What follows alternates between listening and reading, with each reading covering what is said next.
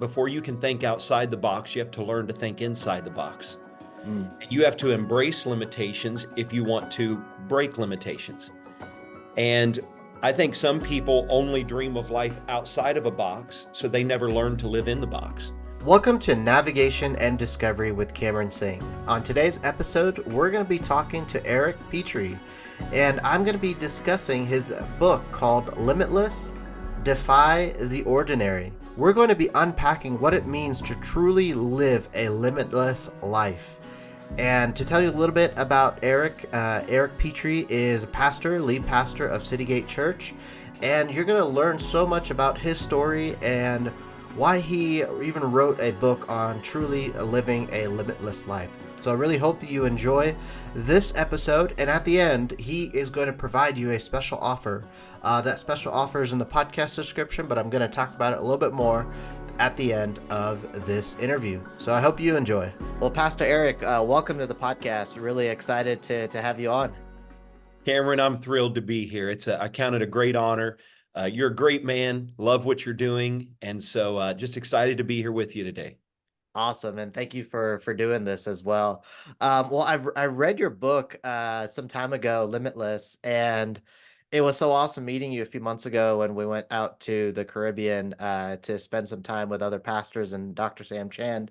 And I was like, I have to have you on because that book that I read was very inspiring to read, and I think it's such a message that I really would like to share to my listeners and get it out as well, because I think the message that you wrote on this book, Limitless, Defy the Ordinary, is such an important message to put out there. Cameron, thank you so much. I was so excited when I was able to write this, and really just, I always tell people when somebody puts out a book, they're giving you access to their life. They're giving you access to their experiences. And so I've had a lot of great experiences, some challenging experiences, and it was an exciting moment to be able to share that with everybody to show, you can live that limitless life. Mm. What really inspired you to want to write a book on this topic yourself? I think it comes out of what you feel like your purpose is. And I believe everybody kind of has that purpose as a pastor that I believe that God put on the inside of you. And that how you come to recognize what that purpose is, what makes you angry? What keeps you up at night? What breaks your heart? And when you can answer those questions, you start to figure out maybe this is what God has called me to talk about, write about, speak about, or help people accomplish. For me, there was just one thing that always upset me, that just it broke my heart. It kept me up at night. And that was when I would hear people talk about what they could never do. I'll never be able to accomplish that. I'll never be able to, or an opportunity. I'll never have an opportunity like that, or I'll never be able to stand on a stage like that, or have a job like that, or have a career like that. And that just upset me on a deep level. And I realized that, God is a God who removes limitations. He's not putting on limitations. He removes those limitations. And if you could ever tap into that and access that, then you would realize what I preach as a pastor, there is nothing that is impossible for you. Yeah, I think it's so amazing because I think many people put themselves inside a box, or they set these boundaries that, oh, I'll never become that someone. I'll never be that someone on stage. And this is something I struggle with too. Even being in that room with 40 or 50 other pastors, I'm like, what am I doing here? Where we went earlier this year, what am I doing here? I'm a person in business. Why do I belong here? And months later, I realized that the dots connect.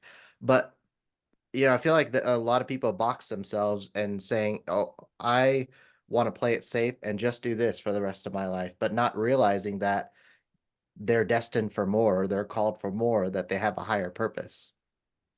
Yeah. And, somebody told me one time, before you can think outside the box, you have to learn to think inside the box. Mm. And you have to embrace limitations if you want to break limitations. And I think some people only dream of life outside of a box, so they never learn to live in the box. And so if you're in a box right now, maybe you're working a job and it's not the job you feel like you were created to work at, or whatever it is that you're doing right now, and you say, this isn't my purpose, and I feel like I'm boxed in. Well, use that box to give birth to your greatest creative ideas. And it is what you dream up inside that box, those creative ideas that come to you when you're living in those small four walls, that'll ultimately break you out of your box one day. As the pastor of a church, God has blessed us that, things are very successful now. We have 2 campuses and thousands attending every Sunday. But it wasn't always like that. I started with 70 people. And with 70 people, we didn't have a lot in the way of volunteers. We didn't have a lot in the way of finances. And so rather than saying, well, man, if I had all this extra stuff, then I could do this. No, I made the best of living in that box, got creative in that box, that ultimately led to the platform of breaking us out of that box.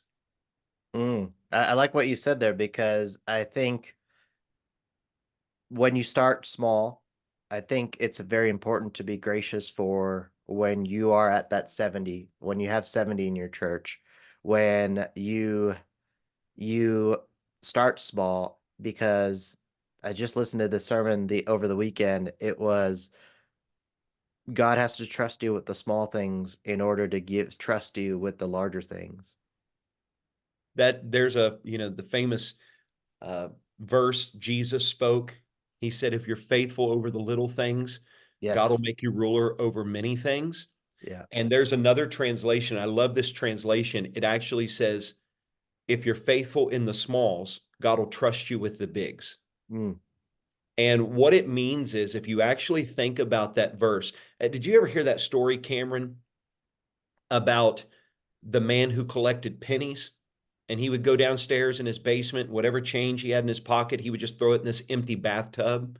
Mm. And he ended up filling up one bathtub. So he got more buckets and boxes and another big storage. And he just, every time he came down, well, it accumulated into, I think, well over $100,000 that this man had in pocket change, had accumulated over all these years. That is the principle Jesus was teaching. When you are faithful with the smalls, they add up to the bigs. It's not a small one day becomes a big. It is, no, those little disciplines, or those days that you don't feel like it, but you make that small investment. Little adds up to much. And I like what you said, is getting good at living inside the box, because I think even I face this at times. Is you get so wrapped up in the big picture is where you forget where you are now.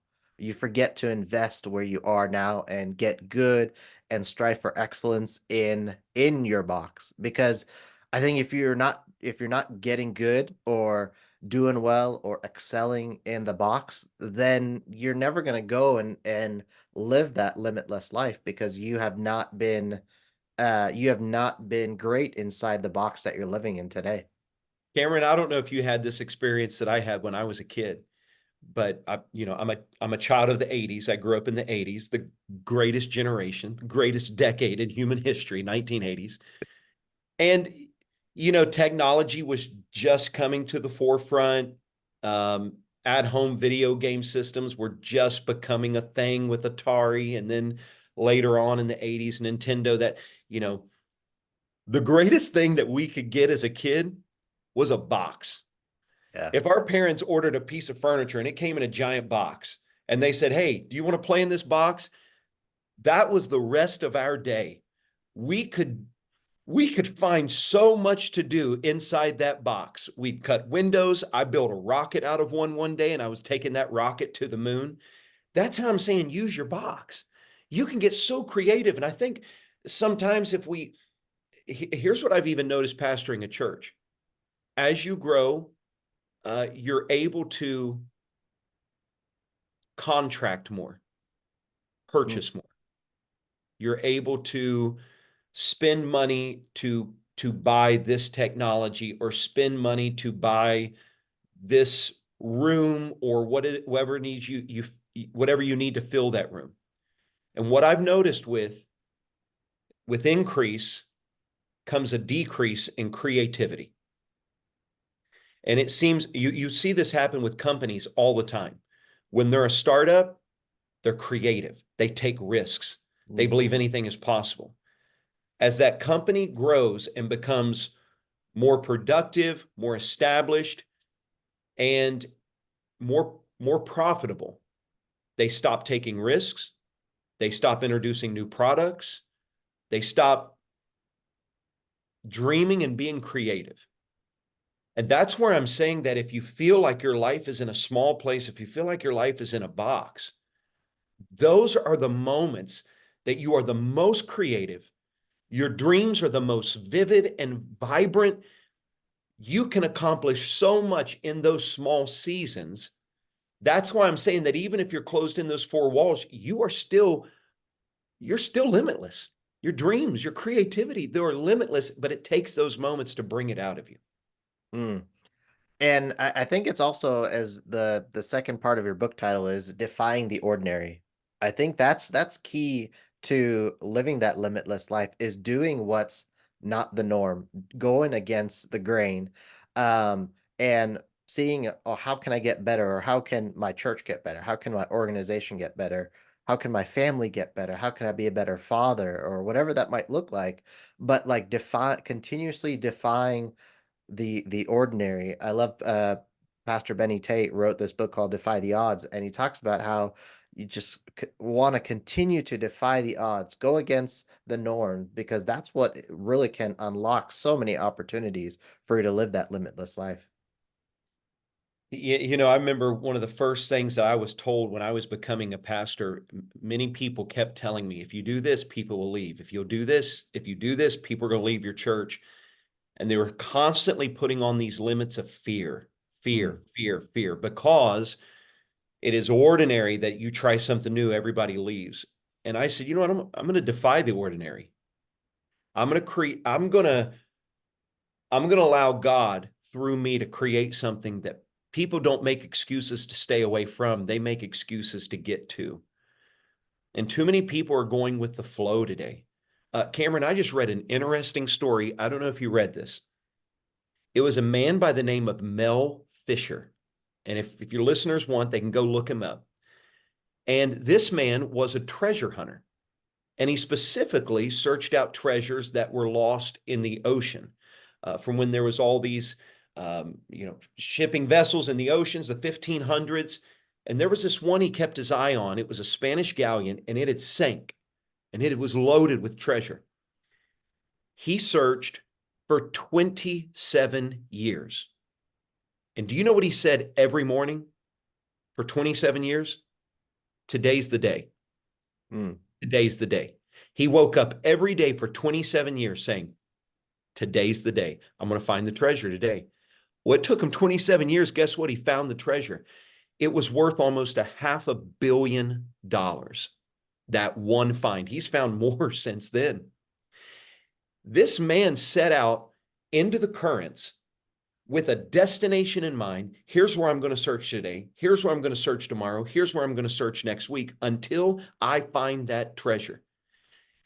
If you're out there and you don't have something that you are going after, you will float with every current that comes your way. And this is why you've ended up so far off course. This is why you've ended up in places. How did I get here? How did I end up over? I never intended to be here. You didn't have something you were going after. You didn't have something you were looking for. But if you wake up every day, today's the day.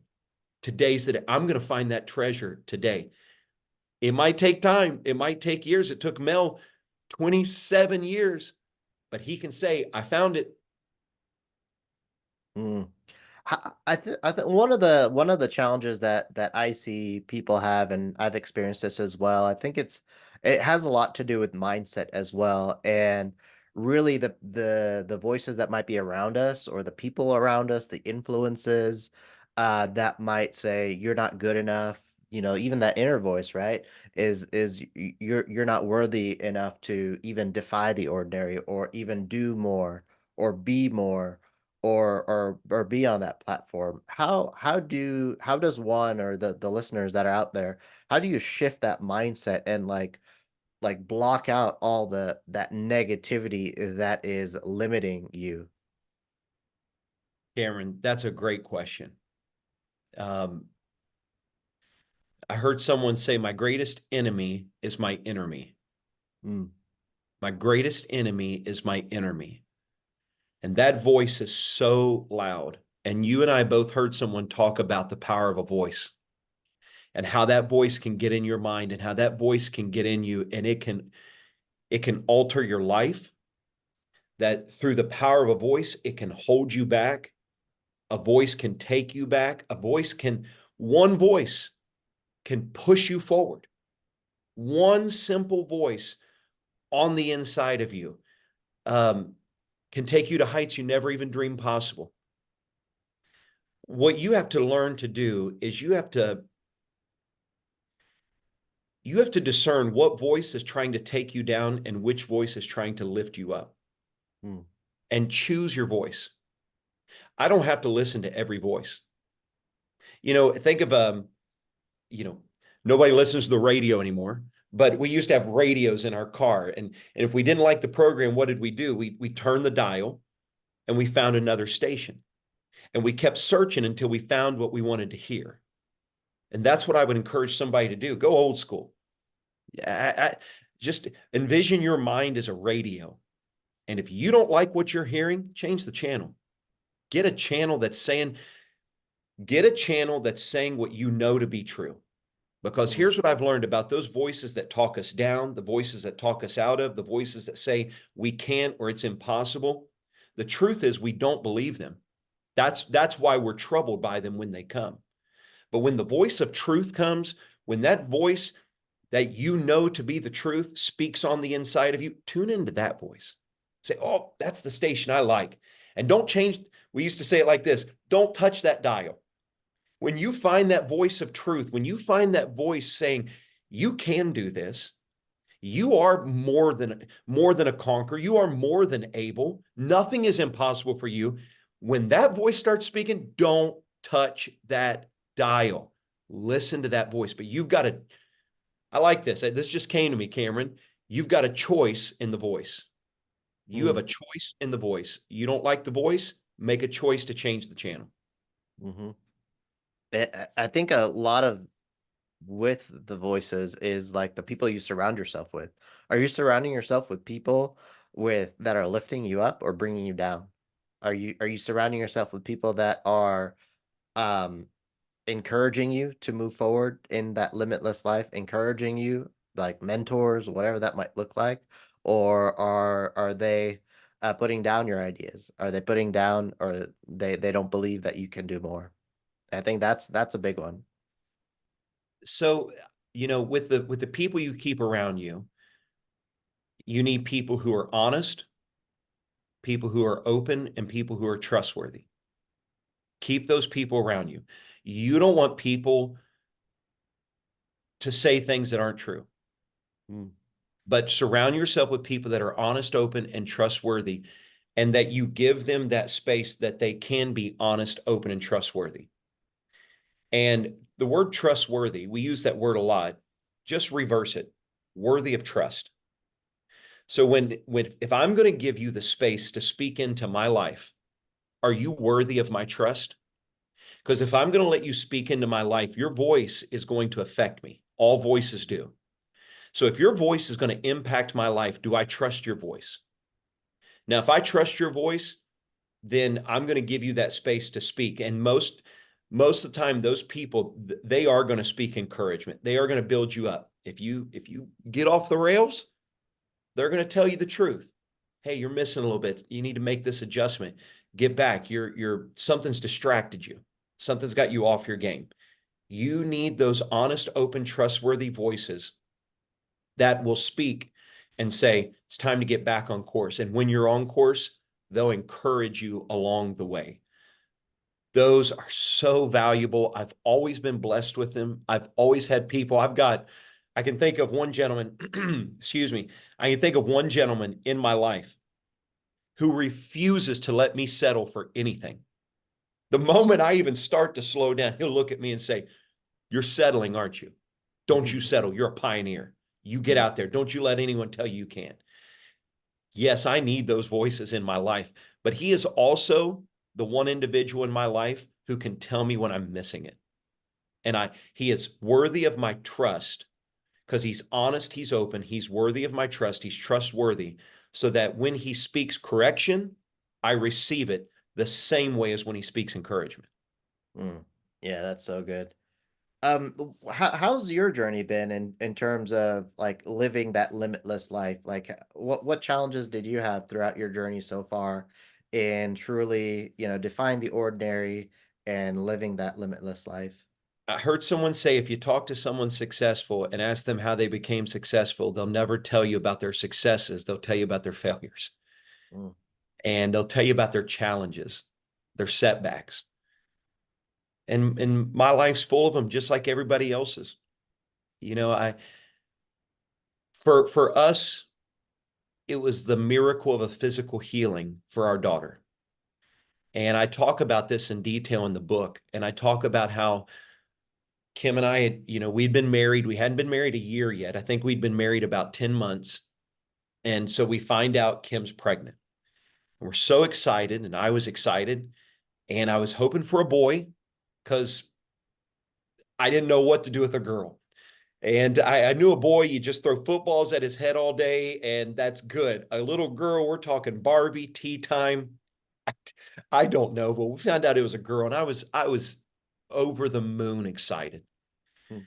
The doctor called us back later and said that in the ultrasound, we found that your daughter's brain is full of cysts, just full of all these cysts.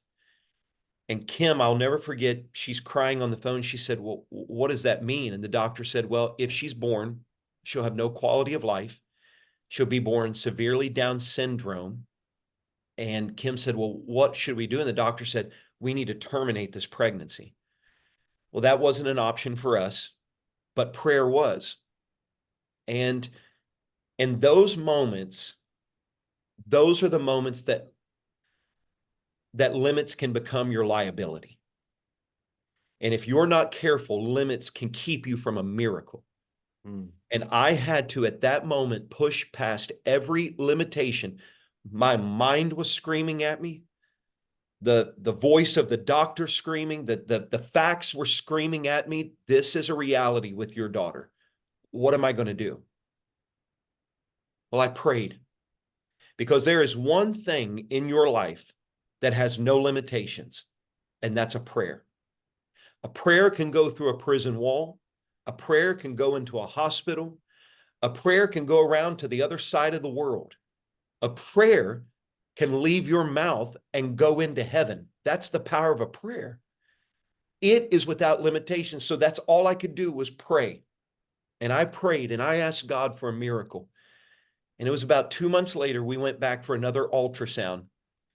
And when the nurse was doing the scan, I asked the nurse, I said, well, what's there? What do you see? And the nurse, she said, nothing. Your daughter's brain is perfectly normal. There's nothing wrong with her. And that established an entirely new foundation in my life of what it means to live limitless. Because if God can do that, there's nothing that God can't do. Mm. That's an amazing story. And I think this is often the missing element that many people have in their lives is that not truly having the faith or the belief in God in their lives. They try to surround themselves with the right people. They try to have the right voices around them. But there's that one missing piece that people don't really understand and realize, I still am not fulfilled. I still feel like I'm bound to I'm limited to through my abilities, but not realizing that they need God in their lives to be able to help them pursue that limitless life because once you have God and you have everything. You know, That's so true. And we always say it, he's a limitless God. Mm-hmm. And if there's a person that's listening to this today and they're feeling discouraged, this idea came to me recently, and it's the power of need versus desire. And really, limitless can exist in both. Limitless can exist in need, limitless can exist in desire. And let me break it down like this. Um, Cameron, have you ever bought furniture from IKEA Yeah. and had to put it together? Yeah. I've done that more times than I want to talk about. I put together a cabinet from IKEA. That didn't make me a cabinet maker. I didn't open Eric Petree's cabinets, cabinet making, custom cabinetry. That was a need. I needed a cabinet, so I built it. I put leadership books on that cabinet that helped me fulfill my desire. And what I would say to someone today is that you might just right now be building the cabinet of need, that you are going to put on it the thing that leads you to your desire. And don't get discouraged. If you're working hard building that cabinet today, well, I'm building it because I need it. I need a job. I need money to live. I need money to pay for my home or my car. I need money. You might just be in the cabinet making season. That doesn't mean you're a cabinet maker. You might be building something that you're going to set the tools that are going to lead you into your desire. And when that season comes, it will be your season of cabinet making that prepared you for your years of living out those desires and living out that limitless life. Mm. Well, I think one of the challenges though in that cabinet making season is that discouragement can really take over your life. It can really just you're down in the dumps. You're like, I'm never gonna get out of this. I'm always gonna be this. I'm never gonna be a nobody. How does one keep their head held up high and to keep going at it in that cabinet making season? I preached a message one time, and I'm going to be honest with you, Cameron, this is a little cheesy, but I think there's a lot of truth to it. Take the word discourage. You've dissed courage. And back in the 90s, we talk about you diss someone. That means you put them down. You insulted them. You dissed them. Stop dissing your courage. Mm, Stop putting down your courage. That's what discouragement does. Discouragement is insulting your strength. Discouragement is insulting your courage. Discouragement is doing its best. The Bible uses the word discourage in the Old Testament. And do you know what the word actually translates? To become as water. And when you become as water, you take the form of whatever you're put into. And this is what happens when a person becomes discouraged. They take the form of whatever vessel the discouragement or people are trying to place them into. When you're encouraged, when you have courage, when you are encouraged, and think about that word, encouraged, I'm encouraged from the inside. You can't just put me in any vessel. I won't fit. I'll break out. I'll break the mold. So when that discouragement comes, and it will, and it's real, and I've battled it more times than I want to admit, and you just become like water. You melt. Think of the properties of water. Water always finds the path of least resistance. When I'm discouraged, I begin to look for an easy way out. When you're discouraged, water freezes, it becomes iced. When you're discouraged, your heart will harden, your spirit will harden. You won't want to try anything new. You won't want to take anything risk. You just become hardened to anything new or creative. And then water evaporates. And when you are discouraged, your strength leaves, your joy leaves, your peace leaves, just evaporates. So what you've got to do is say, what's putting my courage down? What is insulting my courage? I'm not going to let that insult the strength and the courage that God's put on the inside of me. mm. I like how you put that. The discourage and your dissing courage. I love how you put that together. I know it's cheesy. It's cheesy. Maybe it'll look good on a t-shirt one day. Somebody may put that on a t-shirt and make $1 million. But it helped me remember whenever I feel Yeah. discouraged, stop dissing my courage. Awesome. So one of the things that I wanted to ask is, you've released this book a while ago, and what is some of the impact that you've seen, and maybe some of the stories that you've heard from other people that have read this book, and kind of the encouragement that it's really provided them? I think like what you said, people that have told me that, it just gave them that little word of encouragement. It helped them break that limit off of their life. One of the things that I do is the way that I did the chapters in this book is each chapter is the limit that I want to help you break. Mm, So for instance, in chapter 3, breaking the limit of silence. When you become afraid, whenever fear hits your life, the first thing that's going to leave is your voice. yeah. Your voice is the most powerful thing that you have. You not only speak to people, you speak to yourself. But when you're afraid, you'll go silent. You'll go quiet. Bible talks about how there is power in our words. There is the power of life, there is the power of death, and it exists right here in our mouth. And so when you go quiet, then you've lost your ability to change things. And so in chapter 3, I talk about breaking that limit of silence. And so each chapter, I really worked hard. I wanted to say, what is the limit that I want to help someone break in this chapter? And for instance, chapter 5, it's called Defining Moments, breaking that limit of apathy, just sitting back, apathetic, letting things happen to you, just, whatever will be, just going with the flow. Break that limit of apathy. Get out there and change something. Get out there and do something.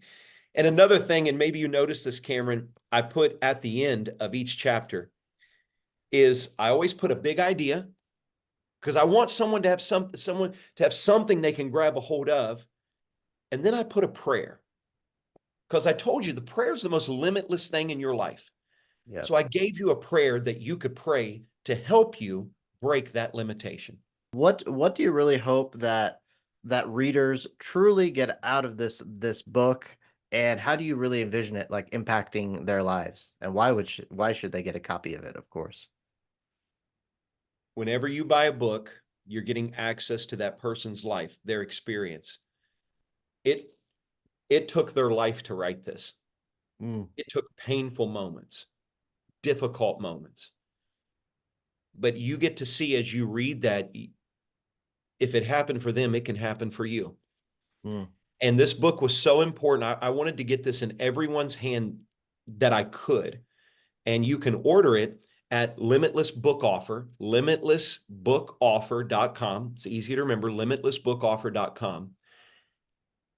And I don't know where you are, at what stage in your life. Maybe you can afford a book. Maybe you can't. You don't have the money to buy a book. If you'll just go to limitlessbookoffer.com, I let you choose how much to pay for the book. You don't have any money, you want to pay $0, pay $0. We'll send you a copy of the book. You want to make a donation, you want to say what the book is worth, and you want to put a donation on it, put the donation in there. But I didn't want anyone to be held back or have any excuse. Well, I'm limited in my finances. All right, I've made it free. Go mm, it. And if you don't have any money to put towards the book, $0 for you. Order this book, because don't let that be a limit. Don't let that limit you from taking that step that could change your life. How many times, Cameron, you've been there? You read one book, and that one book shifts your thinking to a whole nother level. And you realize, oh my goodness, I'll never be the same. I'll never think the same way. I'll never talk the same way. I'll never live the same way. And I want that to have my book to have the same impact in people's lives, that this could be the one catalyst, the one key that unlocks that door that you've been standing in front of that door, you've been knocking, you've been banging, but this door just ain't opening. Maybe this book is the key that will help you unlock that door and open to the next step in you living out that limitless desire that God's put in your heart. Limitlessbookoffer.com. If you want to make a donation, you can make a donation. If you don't have any money, it's free.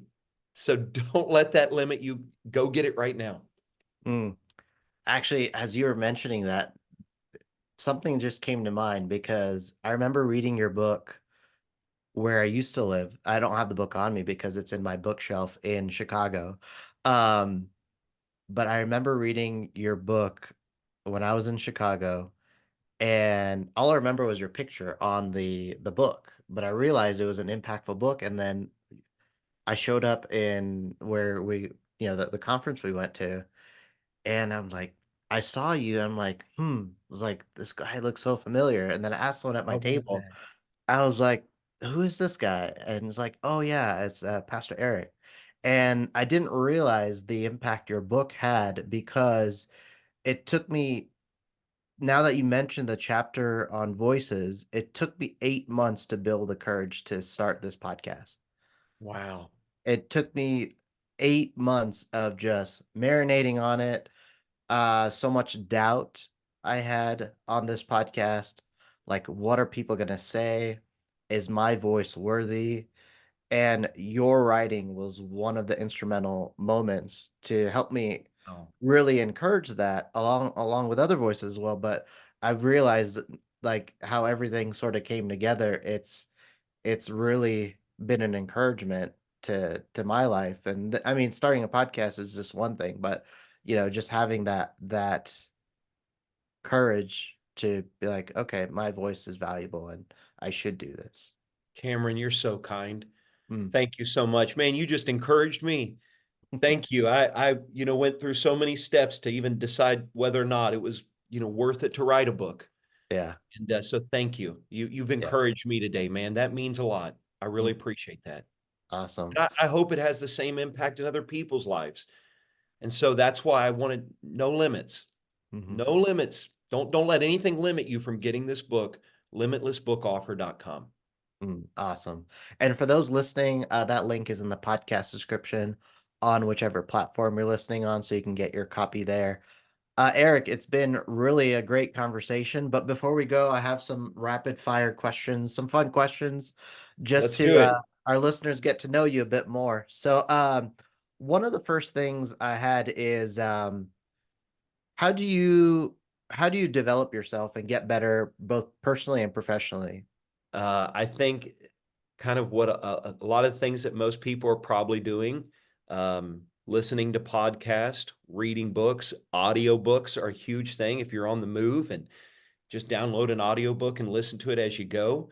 Um, I'm an avid documentary watcher. There is I a want to learn about I learn about the things that people say, why would you ever need to learn about that? That's the kind of stuff that I just want to learn about. I kind of like to be well versed on as many topics as I possibly can. And within that, find the things of, whoa, that kind of piqued my interest. And then I'll really dig into that as well. Another thing is, making that exercise routine every morning, making it a priority in your life. That is so important. If you don't feel good here, you're yeah. never going to feel good up here.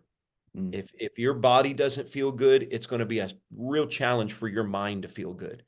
So you've got to, if you don't have an exercise routine, get one. And while you're exercising, watch a podcast like this great one with Cameron. Watch a documentary, listen to a book. You can use those moments. You can multitask in those moments. Yeah. What's one podcast and one book that you really enjoy that you would highly recommend? Well, I'll talk about the books first. There are two books that just came out, and I love both of them. The first one is Turbo Turbo Leadership by Sam Chan, Dr. Sam Chan. Phenomenal book, and it's one of the coolest books you'll ever buy. I mean, if you just see the book, it is a really neat book. And then John Maxwell, I just got this one on my desk yesterday. I heard him talk about it, and I can't wait to dig into it. High Road Leadership. Oh, yeah. And I can't wait to crack the cover on that. We are lowering our leadership. We are lowering our conversation. And he talked about how to be that leader that chooses the high road, takes the high road. I think as far as podcasts goes, um, There are several that I listen to stay up to date with the news and things like that. The best leadership one, and you probably know this as well, that I've spent a lot of time, is the Craig Groeschel Leadership Podcast. I really enjoy that. But that's those two books right now are what's really on my radar. Turbo Leadership and High Road Leadership. Turbo by Dr. Sam Chan, High Road by Dr. John Maxwell. Yeah, Turbo is really good, and I'm excited to read into Leadership because he's John Maxwell's talked about that for a while now, and his latest talks have been so good on that topic. So Yes, yeah, great. yeah. Next question is dead or alive? Who would you like to have lunch with? That is a loaded question, my friend. As a pastor, and as a Christian, as a believer, there are definitely people out of the Bible that I would Yeah. love to sit down and talk with. Some great leaders. I mean, wouldn't you love to talk to Noah? Mm-hmm. How bad was it, Noah? And how did you build that boat? It was Yeah. you and your three boys. How in the world did you build that boat? I'd love to talk to Nehemiah. Oh yeah, that's a good one. Rebuilding those walls. Such a phenomenal leader. The man who refused to come down to listen to the doubters and the naysayers, and building those walls as quickly as he did is an absolute miracle. People out of the New Testament, the Apostle John, the Apostle Paul, I mean, the Apostle Peter, when you love to sit down and talk to him. Yeah. So I think those would be some people I would really love to sit down and have some time to talk to. Now, let's talk about more contemporary. Mm-hmm. Um, I would love to have had a lunch meeting with Steve Jobs. Oh yeah. Always been fascinated by his creativity. Um, I know there's some seems to be, based on some of the documentaries I've watched, some dark sides to him, a lot of creativity with that as well. I'd love to sit down and talk with him. Abraham Lincoln, Mm. more books have been written on that man than any other book in history outside of Jesus. Jesus is the only person who has more books written on him than Abraham Lincoln, I think is the fact. And Elvis Presley. I'm a huge Elvis fan. So man, sit down, have a fried peanut butter banana sandwich with Elvis. That'd be a great lunch meeting right there. Yeah, I love the movie that was based on his life. That was really good. Great movie. Yeah, Great. yeah, that was good.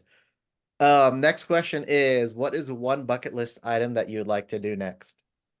I, I don't have a Jeep anymore, but I owned a Jeep for a long time. I loved working on my Jeep, and I dreamed about doing that off-road trail out in the West, Mm. Moab, Utah, or the Rubicon Trail.